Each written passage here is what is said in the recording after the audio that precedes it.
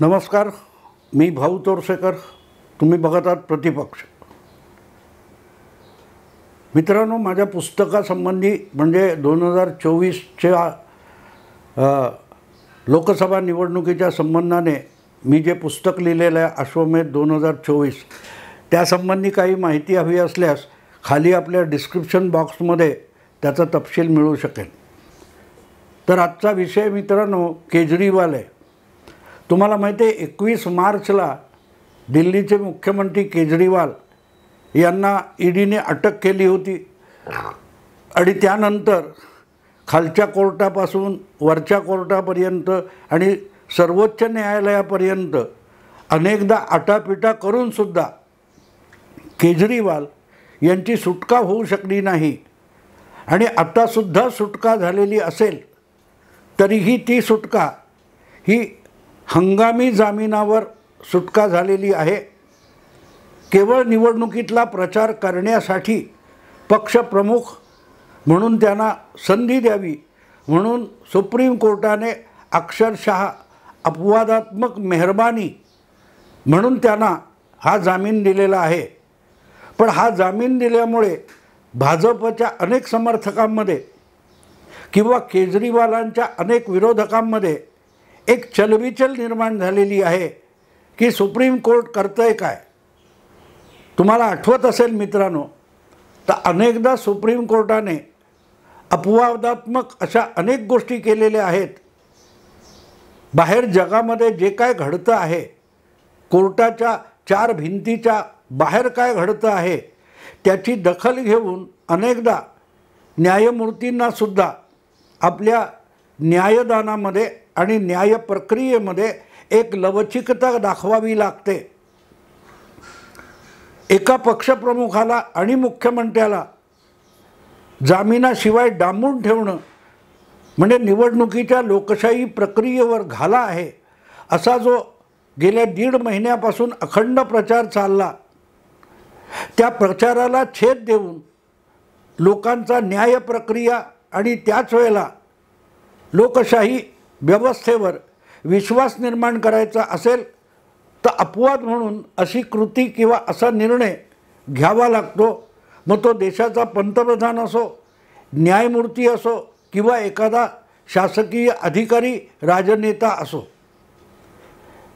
हे मी एवढ्यासाठी सांगतोय मित्रांनो, तुम्हाला आठवत असेल तर 3-4 वर्षापूर्वी केव्हा तरी पुण्याच्या शनिवारवाड्यासमोर एक संमेलन झालं होतं आणि त्यानंतर भीमा कोरेगाव या विजयस्तंभाच्या निमित्ताने जे दलितांची प्रचंड संख्येने तिथे अभिवादनाला गर्दी होते, तिथे दंगल माजली होती. आणि तो सगळा प्रकार अर्बन नक्षलवादी, शहर नक्षलवादी यांनी घडवून आणला.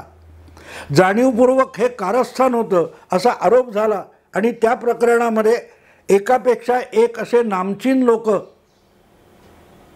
मला वाटते NIAने अटक केलेली होती. त्यामध्ये नवलाखा किंवा आणखीन कोणतरी एक प्राध्यापिका महिला होती. आठवतं तुम्हाला तो सगळा प्रकार. आणि त्याविरुद्ध स्वतःला इतिहासकार, बुद्धिमंत म्हणून मिरवणारे जे लोक आहेत दिल्लीत बसलेले, ज्याला इकोसिस्टीम, मोदी विरोधी इकोसिस्टीम किंवा काँग्रेस इकोसिस्टीम म्हणतात, त्यांनी गहजब माजवला होता.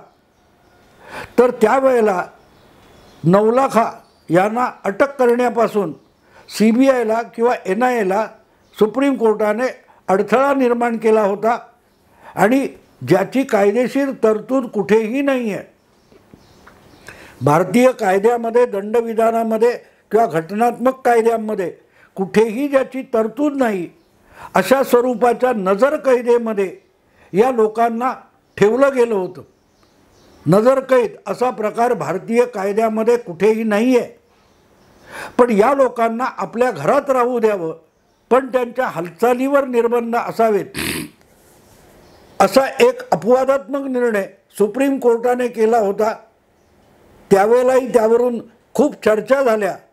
त्यानंतरचा हा तसाच अपवादात्मक निर्णय आहे. कारण न्यायालय असो किंवा शासन असो, त्याला नेहमी आपण समतोल वागतो, सूडबुद्धीने वागत नाही किंवा पक्षपाती वागत नाही हे दाखवण्याची वेळ येत असते. कारण नुसता न्याय करून भागत नाही, न्याय केला हे जनमानसावर बिंबवणं हे सुद्धा एक जबाबदारी असते. या संदर्भात मला एक खूप जुनी आठवण येते. खूप जुनी म्हणजे जवळजवळ 28 वर्ष जुनी आठवण आहे. पुण्याच्या अलका टॉकीजमध्ये एक दिवस एक व्यक्ती संशयास्पद मृत्यू झालेली आढळली.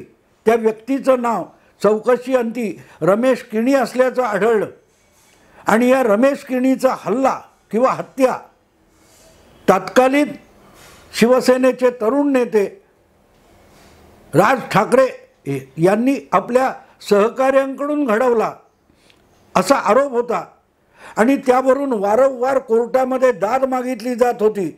त्यावर CIDची चौकशी झाली होती, क्राईम ब्रँच, CBI सगळ्या चौकशा झाल्या. तरीही शिवसेना विरोधातले महान पत्रकार निखिल वागळे, प्राध्यापिका पुष्पा भावे इत्यादी मंडळी वारंवार कोर्टात धाव घेत होती. त्यामध्ये छगन भुजबळ यांचाही समावेश होता. आणि यात राज ठाकरे गुन्हेगार आहे, त्याला अटक झालीच पाहिजे म्हणून वारंवार कोर्टात गेले. शेवटी प्रकरण हायकोर्टात गेलं आणि हायकोर्टाने CID किंवा इतरांच्या ज्या पोलिसांच्या लोकल पोलीस CID या सगळ्यांनी केलेल्या तपासावर समाधान व्यक्त केलं. आणि तरीही त्या प्रकरणाचा तपास CBIकडे सोपवलेला होता. ही 1996-97 मधली गोष्ट आहे. आणि तो निकाल देताना हायकोर्टाने आपल्या निकालपत्रात म्हटलं होतं की शेवटी नुसता न्याय निवाडा करून भागत नाही, जनतेला तो न्याय आहे असंही वाटणं आवश्यक आहे.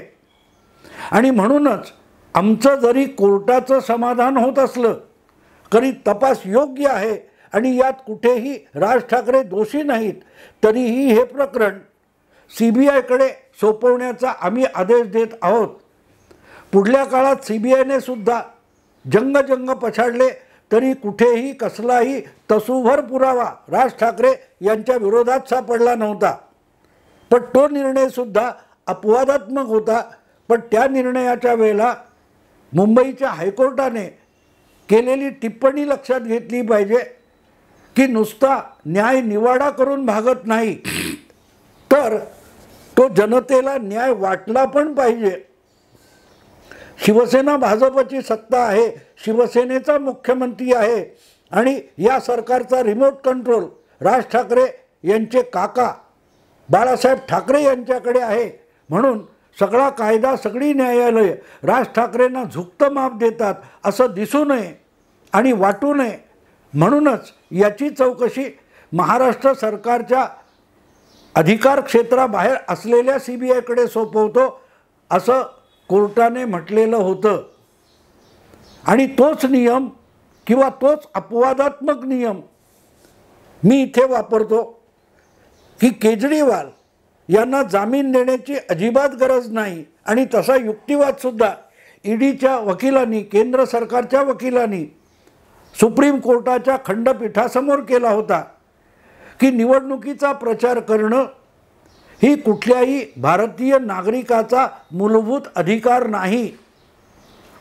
आणि म्हणूनच केजरीवाल हे एका गुन्हेगारी प्रकरणात ज्युडिशियल कस्टडीमध्ये किंवा तुरुंगात जाऊन पडलेले आहेत.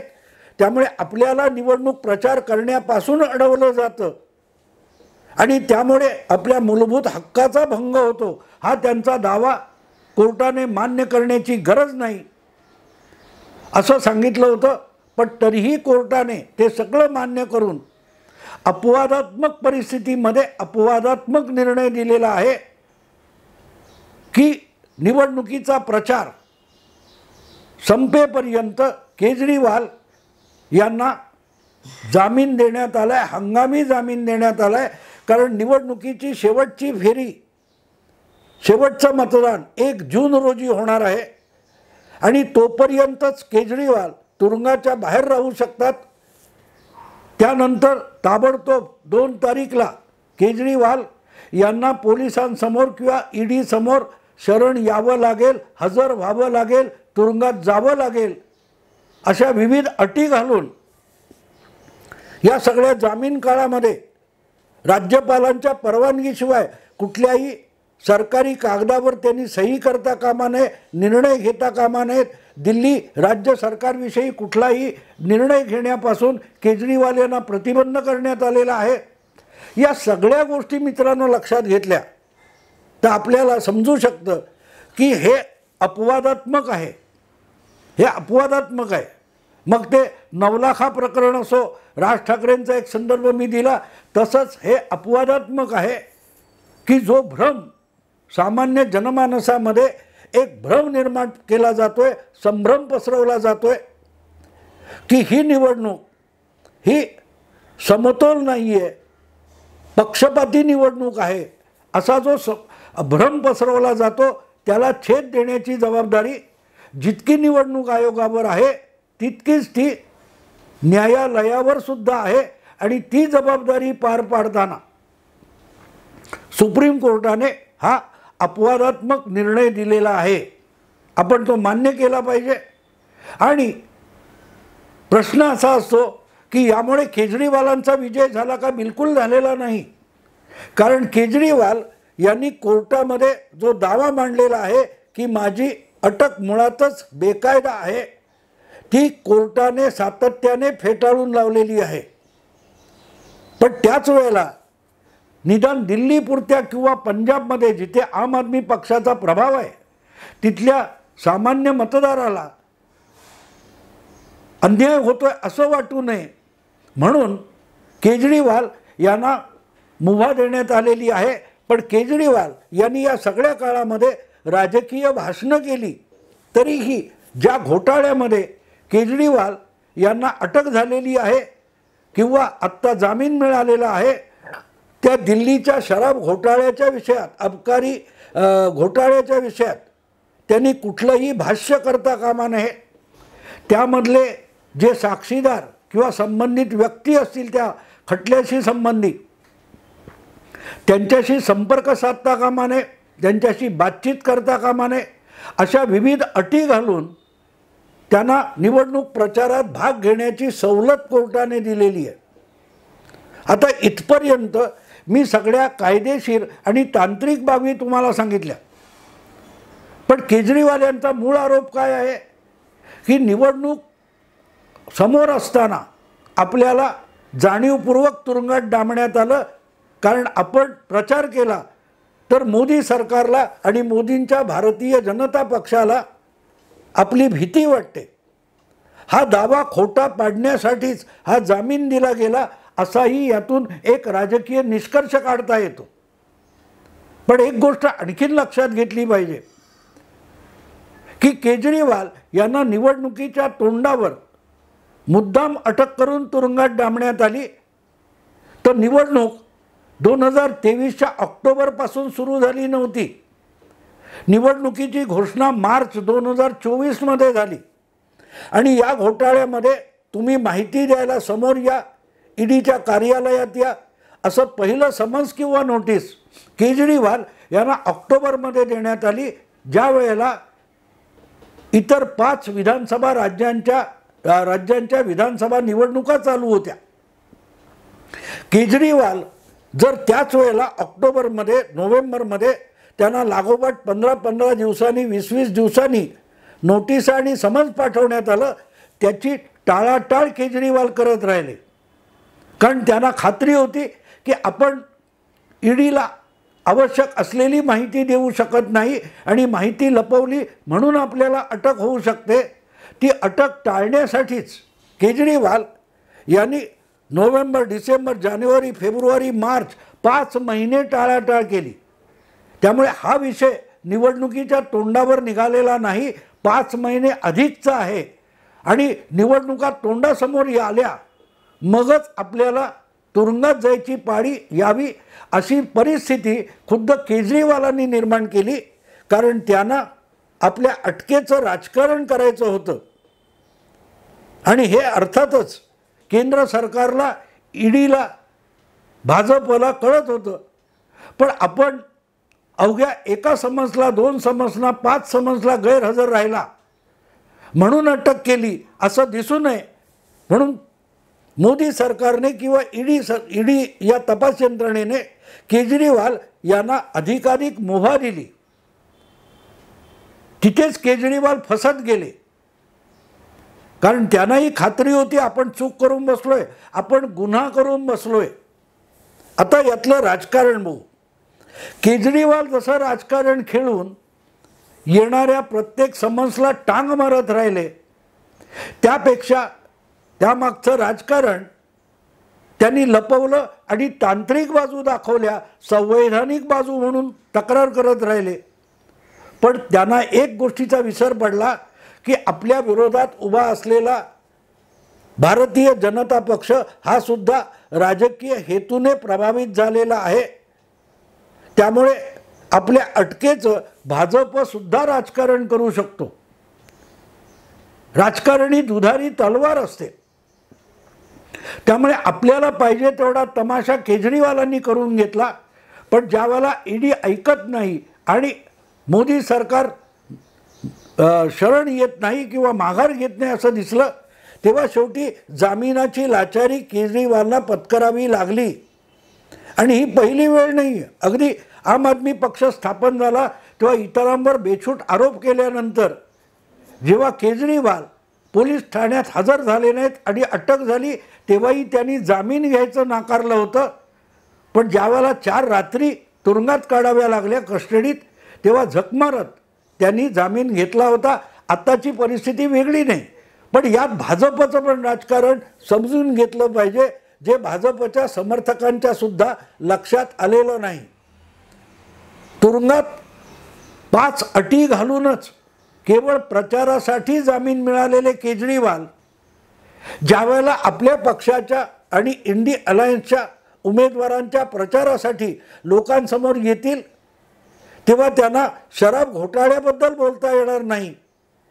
पण ऐकायला जमणारे लोक हे शराब घोटाळ्याबद्दल ऐकायलाच जमलेले असतील की आपल्याला कसं खोटं गुंतवलेलं आहे हे सांगता येणार नाही आहे. आणि खोटं काय आहे ते पण सांगता येणार नाही आहे. तुमच्या विरोधातला प्रत्येकजण चूक असतो आणि तुम्हीच तेवढे बरोबर असता, हा न्याय नसतो. ईडी भाजप सरकारच्या अंडर असेल, पण सुप्रीम कोर्ट किंवा कुठलंही कोर्ट हे भाजप सरकारच्या अंडर येत नाही. अनेक निर्णय, आत्ता केजरीवालांचा जामीन हा सुद्धा मोदी सरकारच्या सॉलिसिटर जनरलचा युक्तिवाद नाकारून पुढे गेलेला आहे. आणि म्हणून ज्याचा प्रचार करूनही उपयोग होणार नाही, पण एक बदनाम माणूस बेशरमपणे प्रचार करतोय, हे जनतेसमोर यावं. आपण राजकारणात भ्रष्टाचार निपटून काढून शुद्ध पवित्र राजकारण करायला आलोय असं म्हणत मुख्यमंत्री झालेले केजरीवाल हे भ्रष्टाचारामध्ये किती लिप्त आहेत, लडबडलेले आहेत, ते लोकांना दिसावं आणि त्यांचा मुखवटा अधिकाधिक फाटून त्याची लक्तरं व्हावीत, यासाठीच हा जामीन मिळावा. ही भाजपच्या वरिष्ठ नेत्यांची सुद्धा इच्छा होती. ज्याच्यावर एक साधा आरोप होऊ शकत नाही असा नेता नरेंद्र मोदी आणि त्याच्यावर बेछूट बेताल आरोप करणारा, स्वतः जामिनावर प्रचारासाठी बाहेर आलेला केजरीवाल, हे जेव्हा तुलनात्मक चित्र मतदारासमोर उभं राहतं, तेव्हा मतदारावर, जनमानसावर याचा केजरीवालांच्या विरोधात, इंडी अलायन्सच्या विरोधात केवढा प्रभावी परिणाम होऊ शकेल याचा विचार करा. भ्रष्टाचारात लडबडलेला माणूस जामिनावर बाहेर आलाय आणि तो आरोप कोणावर करतो, तर ज्याच्यावर 10 वर्षच नव्हे तर गुजरातच्या मुख्यमंत्री पदापासून 22 वर्षात ज्याच्या अंगाला चिकटू शकेल असा एकही आरोप कोणी करू शकला नाही. त्या मोदी विरुद्ध केजरीवाल बोलतील, प्रचार आणि अपप्रचार करतील. त्याचा जास्तीत जास्त फायदा भारतीय जनता पक्षाला आणि मोदींना मिळू शकतो, आम आदमी पक्षाला मिळू शकत नाही. आणि तो फायदा मिळवण्यासाठीच भारतीय जनता पक्षाने किंवा मोदी सरकारने केजरीवाल यांना जामीन मिळावा यात अडथळा निर्माण केला नाही, हे सुद्धा राजकारण नाही असं कोणी म्हणणार आहे का? शेवटी भाजप असो किंवा आम आदमी पार्टी असो, काँग्रेस पक्ष असो, हे कोणी साधू संत नाहीत. ते राजकारणात आलेले आहेत आणि राजकारणात सत्तेचा मतलब साधणं हेच सर्वात मोठं उद्दिष्ट असतं. आणि भारतीय जनतेसमोर सर्वात कमी बेशरम कोण, सर्वात कमी नालायक कोण, यातूनच जेव्हा निवड करण्याची परिस्थिती उद्भवलेली असते तेव्हा केजरीवाल यांच्यासारखा काळवंडलेला बदनाम चेहरा प्रचारासाठी मैदानात आणणं हे भारतीय जनता पक्षासाठी लाभदायक ठरू शकतं. म्हणूनच हा अपवाद केलेला आहे. केजरीवाल यांना अखेरच्या क्षणी खंडपीठाने अपवादात्मक जामीन देण्यामागचं हेच राजकीय रहस्य आहे. मित्रांनो, आत्ता इथेच थांबतो. आवडलं लाईक करा, शेअर करा, सबस्क्राईब करा. नमस्कार.